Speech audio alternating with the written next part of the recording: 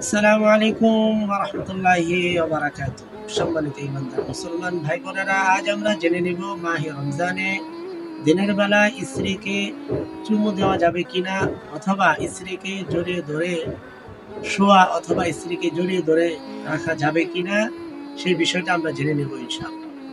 দেখুন, মাহে রমজান আল্লাহ পাক দিয়েছেন ইবাদতের জন্য। স্বামী স্ত্রী একজন আরেকজনকে যদি এক লুকমা খাবারও খাওয়ায় দেয়, সেটাও ইবাদত এবং নেকির কাজ। স্বামী স্ত্রী যদি হাসি মুখে কথা বলে, সেটাও নেকির কাজ।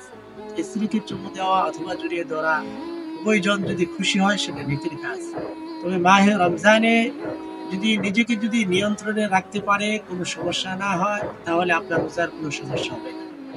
আর নিজেকে নিয়ন্ত্রণে না রাখতে পারেন, অর্থাৎ স্ত্রীকে জড়িয়ে ধরা অথবা চুমু খাওয়ার কারণে আপনি সহবাসে লিপ্ত হয়ে যান, তাহলে আপনার রোজা নষ্ট হয়ে যাবে। আর একটি রোজা নষ্ট হয়ে যাওয়ার কারণে লাগাতার 60টি রোজা আপনাকে রাখতে হবে, অথবা আপনাকে কাফারা দিতে হবে, 60 জন মিসকিনকে খাওয়াইতে হবে।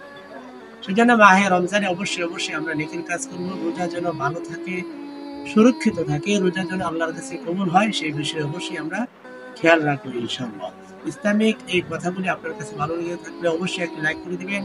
অন্য মুসলমান ভাই বোনের কাছে পৌঁছে দেওয়ার জন্য ভিডিওটি শেয়ার করে দিবেন ইনশাআল্লাহ। নতুন হলে সাবস্ক্রাইব করে পাশে থাকবেন। যা কিছু জানতে চান কমেন্ট করে জানিয়ে দিবেন, আমি আপনাকে জানানোর চেষ্টা করব ইনশাআল্লাহ। আসসালামু আলাইকুম ওয়া রাহমাতুল্লাহি ওয়া বারাকাতুহু।